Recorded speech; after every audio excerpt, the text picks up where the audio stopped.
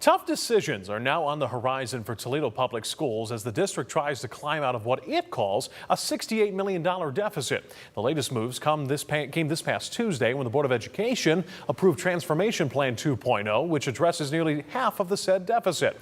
Part of the plan involves closing 7 elementaries and repurposing them. So what could that look like? And what do residents want? Dominic O'Neill is in studio with us tonight. He spoke to some South Toledo residents about one of the elementaries on the closing list. So Dominique, what did you hear? Well, Steve, neighbors told me these buildings like Harvard Elementary are more than bricks. It's part of the community's history. Those I spoke to say they don't want to see it empty, and they have ideas for what should come next. Cassidy Tucker lives just steps away from Harvard Elementary and says the news of it closing down is already hitting home. We see the kids every day, and it really sucks that it closed down. She says the Castle on the Hill and the 6 other elementaries set to be closed as part of TPS's transformation plan deserve more than empty halls. And she has some ideas. If anything, move with all the empty buildings, the school board and any up there admin that aren't in the buildings and things like that. I think it'd be a great time to move them into those empty buildings and turn it into a program, after-school program with those buildings or something. Keep them in the district, keep them with the Toledo Public Schools.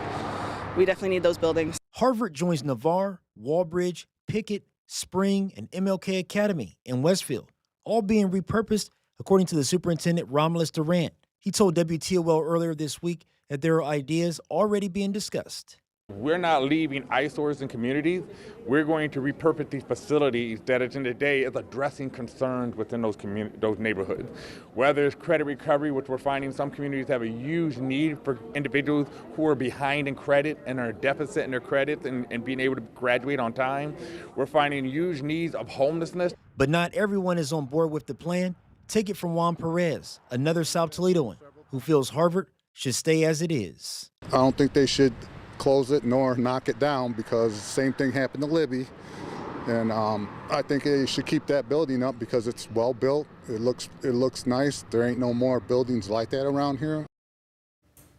Harvard Elementary is considered an historic site in Toledo by the Lucas County Plan Commission. City Council passed an 8-month moratorium on demolition permits for historic sites last week, guaranteeing the protection of Harvard for now. In studio, Dominique O'Neill, WTOL 11.